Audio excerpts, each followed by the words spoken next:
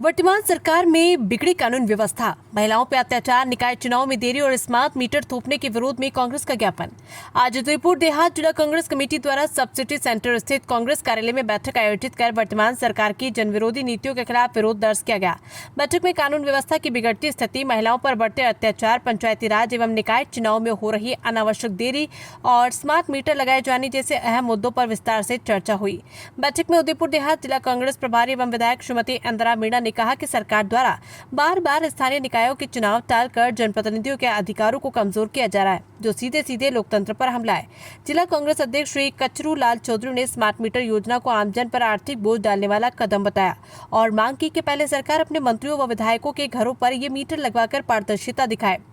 पूर्व सांसद प्रत्याशी ताराचंद मीना ने कहा कि वर्तमान सरकार के कार्यकाल में कानून व्यवस्था चौपट हो चुकी है, अपराधी बेखौफे और बजरी माफिया खुलेआम गुंडागर्दी कर रहे हैं। बैठक के पश्चात कांग्रेस पदाधिकारियों द्वारा एक ज्ञापन उदयपुर प्रशासन के माध्यम से राज्य सरकार को प्रेषित किया गया। इस अवसर पर मावली विधायक पुष्कर डांगी, पूर्व मंत्री डॉक्टर मांगी लाल गरासिया, पूर्व विधायक प्रीति शक्तावत, हीरालाल दरांगी, लाल सिंह झाला, विवेक कटारा, रेशमा मीणा, गजेंद्र कोठारी, गुलाब सिंह राव, राजेंद्र गोखरू सहित अनेक वरिष्ठ नेता, कार्यकर्ता और पदाधिकारी उपस्थित रहे। घोषित पूरे राजस्थान के अंदर में सभी जिलों में 20 से 25 तारीख के अंदर में जो इस ब्रिटिश सरकार है नाकामी रही है, उसके खिलाफ हम धरना और प्रदर्शन और अभी ज्ञापन देंगे। आज हमारे सभी पूरे राजस्थान में 5 दिन के अंदर में हम सभी जगह मीटिंग कर रहे हैं और हमारी प्रभारी महोदया यहाँ पधारी हुई है और सुबह इन्होंने शहर में मीटिंग ली और अभी हमारे यहाँ देहात की मीटिंग ली।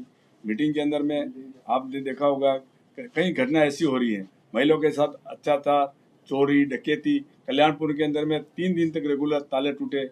आप जहाँ भी सुनते होंगे पेपर में तो आप देख ही रहे हो। और ये सरकार बिल्कुल फेल है। परिषद सरकार ऊपर से कोई आदेश आता है तो काम करती है। बाकी हमने शहर और जिला देहात जिला ने मिलकर के हमारे प्रतिनिधि शक्तावत जी मैडम के साथ जो चोरी का मामला था 2 तारीख को जो चोरी हुई थी उसके मामले में शांतिपूर्वक ये वो प्रदर्शन कर रहे थे और ज्ञापन दे रहे थे एडीओ साहब को। उसमें भी मतलब डीवाईएसपी के लेवल के अधिकारी वहाँ बैठे थे और एक थानेदार मतलब ओछी भाषा में अपना ओछी भाषा में आपसे बात कर रहा था। तो इनकी करनी और करती में बहुत फर्क है और ये झूठे हैं, कोई काम करते नहीं है। और पंचायती राज के जो चुनाव होने थे, ये 1988-90 की बात कर रहा हूँ, जब भैरू सिंह जी शक्तावत की सरकार थी, उन्होंने 5 साल तक वैसे इलेक्शन नहीं करवाए। ऐसे कैसे इनकी मंशा नहीं है कि हम इलेक्शन करवाएंगे। उस समय आपको मालूम होगा प्रशासकों ने अपनी बिल्डिंगें बना दी, कमा करके बिल्डिंगें बना दी, ऐसी इनकी व्यवस्था है। और ये अभी भी आपने देखा है कि जब समय पर चुनाव हो जाना चाहिए, जब हमारा विधान कहता है, हमारा विधान के हिसाब से अगर आपको टाइम हो गया तो आपको, जैसे अभी मैडम ने बताया कि 2-3 दिन के पहले चुनाव हो जाने चाहिए। इनकी मंशा नहीं है। न नगर निगम के करा रहे, नगर निगम का समय हुआ आपके 2-3 महीने, 4 महीने, 5 महीने हो गए। इस तरह की मार्च में जब चुनाव हो जाने चाहिए चुनाव करवा ही नहीं रहे। तो ये तो फेलियर सरकार है, डबल इंजन की सरकार। वो इंजन दोनों खराब हो गए। जैसे आपने देखा होगा कि अहमदाबाद में जो प्लेन क्रैश हुई है, उसी तरह से इनकी भी दिवालिया निकलने वाला है।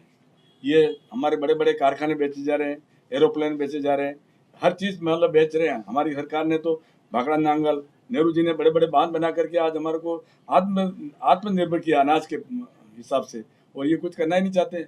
आप देख रहे हो ना, आप खुद भी खुलासा नहीं कर पा रहे हो कि ये सरकार क्या कर रही है। अभी हम प्रतिनिधि शक्तावत के लिए अभी हम और ज्ञापन भी देंगे और ज्ञापन भी दिया भी हो और भी वार्ता करेंगे।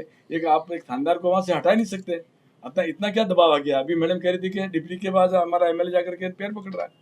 तो ये कोई सरकार थोड़ी हुई। अगर मान लो कोई समस्या है तो समस्या को समाधान बैठ करके निकाला जा सकता है, बात करके निकाला जा सकता है। चुनाव की जो आप बात कर रहे हैं, सरकार बता रही थी नवंबर या दिसंबर के अंदर चुनाव करा दिए जाएंगे। मेरे को नहीं लगता है, जो जिस तरह से ये काम कर रहे हैं उस तरह से लगता नहीं। अभी ये कह रहे हैं कि हमारा परिसीमन भी सही नहीं हुआ। अभी हम उनकी भी गाइडलाइन 2-3 हफ्ते में देंगे। अब वो गाइडलाइन भी इनकी क्लियर नहीं हुई है।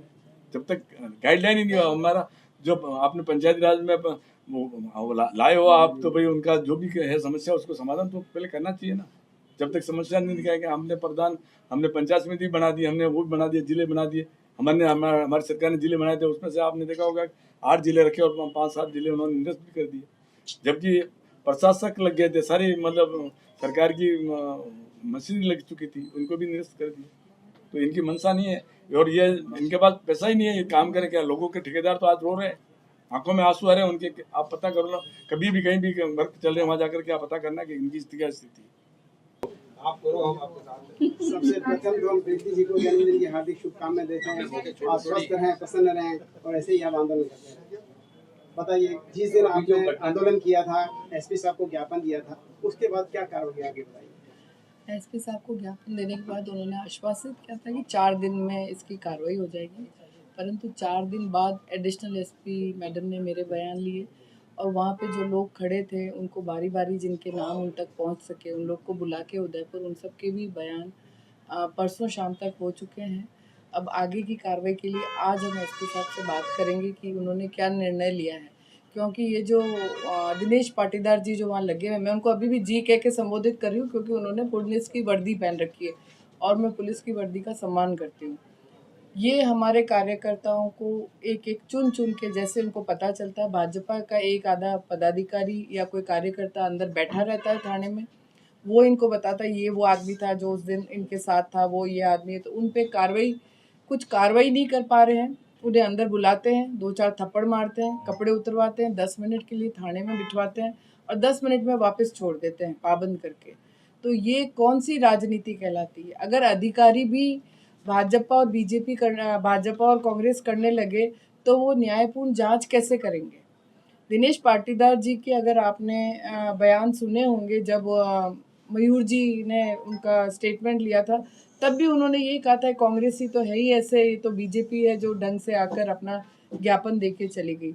मैं वहाँ ना तो कांग्रेस पार्टी का मैंने कोई बयान दिया था, न मैंने भाजपा की बात करी थी। वो वल्लभ नगर की बात थी और वल्लभ नगर में चोरी हुई थी और ऐसे स्थान पे हुई थी जो मेवाड़ की आस्था का केंद्र है, उटाला माता के मंदिर का। मैं भी वल्लभ नगर की वासी हूँ, वल्लभ नगर से जनप्रतिनिधि भी रही हूँ, तो मेरा दायित्व था जब वल्लभ नगर के सभी लोग जा रहे तो उनके साथ जाने का। और जब हमारे विधायक महोदय ये कहलवा रहे हैं कि वो वहाँ क्यों आई, दिनेश पाटीदार जी ने भी मुझे अंदर से 2 बार कहलवाया कि यार राजनीति क्यों कर रहे हैं आप यहाँ से जाइए। मैं वहाँ कोई राजनीति करने नहीं आई थी, वो मेरी भी आस्था का केंद्र है। मैं उस माँ के लिए वहाँ गई थी और वल्लभ नगर के लोगों के साथ गई थी और आसपास मेवाड़ के भी लोग आए हुए थे। परंतु आज भी प्रशासन, पुलिस डिपार्टमेंट ने उस अधिकारी को नहीं हटाया, जबकि बयान हो चुके हैं और साफ दिख रहा है कि उसने मुझे किस प्रकार आंखें दिखाई, किस भाषा का प्रयोग किया, कैसे धक्का दिया, सारे बयान हो चुके हैं। पता नहीं पुलिस किससे डर रही है। अगर भाजपा का इतना डर है तो कांग्रेस भी कमज़ोर नहीं है। अगर हम महात्मा गांधी के सिद्धांतों पे चलते हैं तो हम सुभाष चंद्र बोस के सिद्धांतों पे भी चल सकते हैं। एक समय दिया जा रहा है, नहीं तो अतिशीघ्र बड़ा आंदोलन किया जाएगा।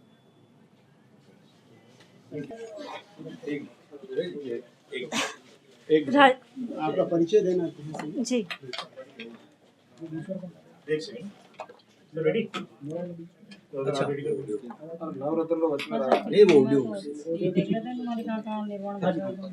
बताइए। डिम्पल राठौड़, उदयपुर शहर विधानसभा प्रभारी, साथ ही पीसीसी सेक्रेटरी।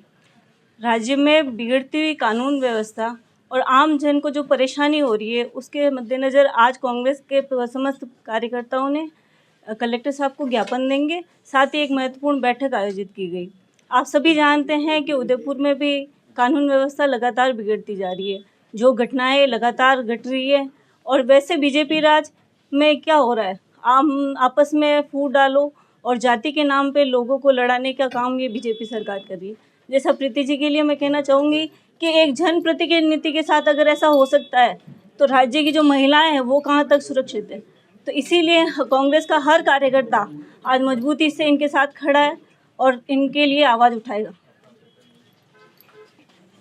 की तरफ से किस तरह तैयारी चल रही है? देखिए, हमारा आज का जो ये मुद्दा है, चुनाव आयोग स्पष्ट कह रहा है कि भाजपा सरकार चुनाव नहीं कराना चाहती और ये पूरे प्रदेश की जनता भी ये समझ रही है कि चुनाव क्यों नहीं कराना चाहती, क्योंकि आज प्रदेश के अंदर जो हालात है वो इनको लग रहे हैं कि पंचायत राज चुनाव और नगर निकाय के चुनाव में हमें हार मिलेगी और उसी डर से ये चुनाव नहीं कराना चाहते। परिसीमन का बहाना किए हुए हैं और परिसीमन भी पता नहीं कौन सी फाइलों में अटका हुआ है, वो भी पता नहीं, आज तक बाहर नहीं आ रहा है। तो लोकतंत्र की हत्या कर रहे हैं, संविधान को ये लोग मानते नहीं है। तो इनका सब मेन मकसद है तानाशाही करना और अपना इस तरीके से राज चलाना। ये बहुत ही ये कह सकते हैं कि बहुत ही असहनीय है इस राजस्थान की जनता के लिए। मैडम एक चीज़ बताइए, 1 अप्रैल से राजस्थान सरकार ने योजना चालू की, जैसे प्रधानमंत्री ने कहा कि हर घर जल योजना, तो राजस्थान सरकार ने ये कर दिया कि 1 तारीख से पहले 1100 रुपये में जल का कनेक्शन मिलता था नल का, आज उसकी रेट हो गई 11,000। G+2 पे वो कनेक्शन है तो उसकी रेट होगी 17,000 रुपये। क्या हर घर जल योजना पहुँच पाएगी? देखिए, जिस तरीके से ये हर घर जल योजना का जो फंडा चलाया था, तो उसका बहुत जगह तो कार्य अधूरा पड़ा है और बहुत जगह जहाँ हो गया। अब आप जिस तरीके से बता रहे हैं कि 1100 से 11,000 हो गया, तो उसी तरीके से हर जगह लूट खसोट मचाई जा रही है। आम जन को किस तरीके से प्रताड़ित किया जाए, किस तरीके से लूटा जाए, उस पे पूरा फोकस है। तो जल कहाँ से पी पाएगा? 11,000 रुपये देकर वो टैंकर डलवाएगा, कैंपर RO फिल्टर वाटर मंगवाएगा, क्यों लेगा ये 11,000 के अंदर? तो ये इनकी पूरी की पूरी योजनाएं एक जल जीवन मिशन वाली योजना नहीं है, हर घर जल वाली योजना नहीं है। सारी की सारी योजनाएं फेल है। चिकित्सा देख लो आप, कहाँ 25 लाख का बीमा हमारी सरकार ने दिया, आज दवाइयाँ नहीं मिल रही है, आज डॉक्टर उपलब्ध नहीं है, आज सफाई व्यवस्था नहीं है।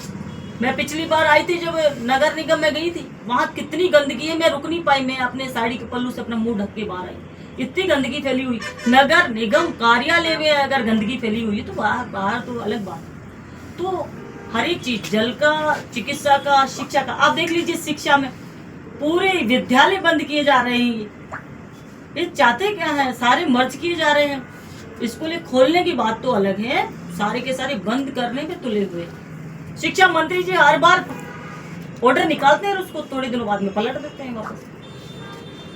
तो ये जैसा सर्कस चल रहा है ना, ये राजस्थान की जनता का दुर्भाग्य है और राजस्थान की पूरी जनता सफर कर रही है इसके अंदर। कन्हैयालाल हत्याकांड को लेकर कहीं न कहीं मामला जो है वो धूल खा रहा है, तो उसमें क्या कहना चाहेंगे? उसके बेटे ने जो प्रतिज्ञा ली थी, अभी तक हत्या भी उसकी यूं क्यों पड़ी हुई, उस पर क्या कहना चाहेंगे आप? कन्हैयालाल हत्याकांड में देखिए, हमारी सरकार ने जिस तरीके से तुरंत एक्शन लिया, जिस तरीके से CM साहब खुद आए, नौकरी बच्चों को मुआवजा दिया, आज उसकी जैसी कितनी हत्याएं हो गई। एक भी हत्या को इस तरीके का रूप दिया, इतना सहयोग एक भी हत्या को किया इन लोगों ने, कहीं पर भी आज ये लोग उन चीजों को दिखा नहीं पा रहे, न उस पर खरा उतर रहे। और कन्हैयालाल हत्याकांड में इन्होंने कितनी राजनीति की, हिंदू मुस्लिम करके बड़ी राजनीति तो कर दी इन्होंने, लेकिन आज उस फाइल पे बार बार अशोक गहलोत जी कह रहे हैं, उस फाइल पर क्या हो रहा है उसको न्याय नहीं मिलेगा। आज इनकी कर्मों के हिसाब से उनको न्याय नहीं मिलेगा। सरकार ने किस तरीके से उसको डंप कर दिया। आप धूल फाड़ने की बात कर रहे हो, आज इनको केवल राजनीति करनी है हत्याओं के ऊपर। और हमारा राज्य का कोई भी ऐसा हत्याकांड हो गया, ऐसी बड़ी दुर्घटना हो गई, उसमें माननीय मुख्यमंत्री जी अशोक गहलोत जी तुरंत हम लोगों को कहते थे कि फला जगह जाइए और वहाँ क्या व्यवस्था खराब हो रही है, क्या चीज़ हमको करनी चाहिए वहाँ करिए।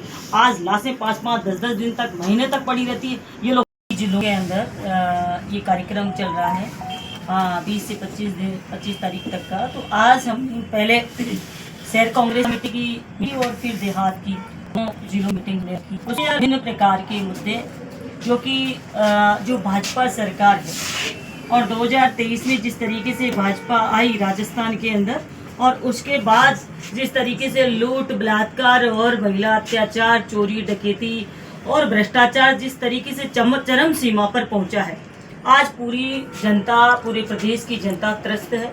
कोई सुनने वाला नहीं है, कोई धनी धोरी दिखाई नहीं देता है। अधिकारी अपनी मनमानी कर रहे हैं, नेता सरकार अपनी मनमानी कर रहा है। पता नहीं कहाँ से सरकार चल रही है, यही समझ में नहीं आता है। तो जिस तरीके से आज कानून व्यवस्था चौपट हो चुकी है, पुलिस का इकबाल पूरी तरह खत्म हो चुका है और पुलिस आज जो काम कर रही है, अपराधियों के अंदर तो भरोसा है और आम जन में डर पैदा हो चुका है। तो उस स्थिति को देखते हुए हमारी कांग्रेस पार्टी ने पूरे प्रदेश के अंदर सभी प्रभारियों को भेजते हुए आज सभी जिलों के अंदर ये आम जन को ये दिखाने का प्रयास और पार्टी कार्यकर्ताओं के बीच में ये कार्यक्रम रखने का यही उद्देश्य कि जनता को जिस तरीके से परेशानियों का सामना करना पड़ रहा है उसके लिए किस तरीके से लड़ाई लड़ी जाए। हमने एक ज्ञापन तैयार किया है और उस ज्ञापन को अभी हम कलेक्टर साहब को सुपुर्द करेंगे और यहाँ की जो स्थितियाँ हैं उदयपुर की, उसके बारे में पूरे ज़िले की जो स्थिति है उसके बारे में चर्चा करेंगे और किस तरीके से अधिकारी सुनने के लिए तैयार नहीं। हमारे जिलाध्यक्ष अगर कलेक्टर के पास जाते हैं तो इंतजार करके वापस आना पड़ता है। ऐसा दुर्भाग्य बहुत ही घटिया मानसिकता से काम किया जा रहा है।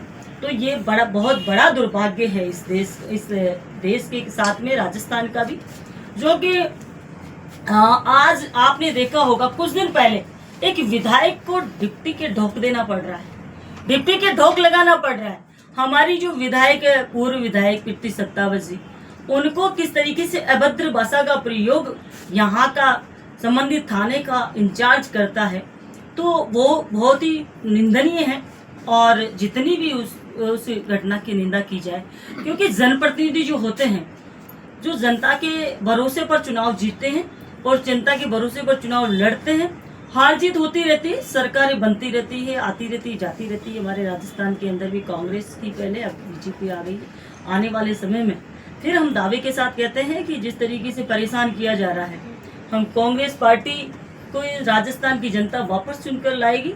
लेकिन अधिकारियों का जो रवैया है कि चोरी हो गई है मंदिर के अंदर, भाजपा मंदिर के नाम पर, धर्म के नाम पर, जाति के नाम पर बहुत राजनीति करती है, लेकिन मंदिर में चोरी हो गई है और हमारी पूर्व विधायक वहां जाती है और उसके साथ अभद्रता की जाती है। चोरी का खुलासा तो दूर की बात है, आए दिन मर्डर, गोली चलती है, यहाँ पे हत्याएं होती जा रही है। तो आप ये समझ सकते हो कि जिस तरीके से पूरी की पूरा का पूरा प्रशासन गुलामी की तरह काम कर रहे हैं, और गुलामी भी किसकी कर रहे हैं ये भी पता नहीं है कि भाजपा के मंत्रियों की नहीं चल रही है, भाजपा के यहाँ तक कि मुख्यमंत्री की नहीं चल रही है, ट्रांसफरों का ही पता नहीं है कि कब एसपी कलेक्टरों के ट्रांसफर हो जाते हैं। तो आज बहुत ही दयनीय स्थिति है और उसके बारे में हम पूरी कांग्रेस कमेटी, पूरी यहाँ की जिले की शहर और देहात कांग्रेस कमेटी ने आज निर्णय लिया है कि जितनी भी जनता के साथ में जो जिस तरीके से परेशानियां जनता को उठानी पड़ रही है, उसके लिए खुलकर मुकाबला करेंगे और जनता के साथ हम लोग खड़े हैं। कांग्रेस पार्टी पूरी तरीके से खड़ी है।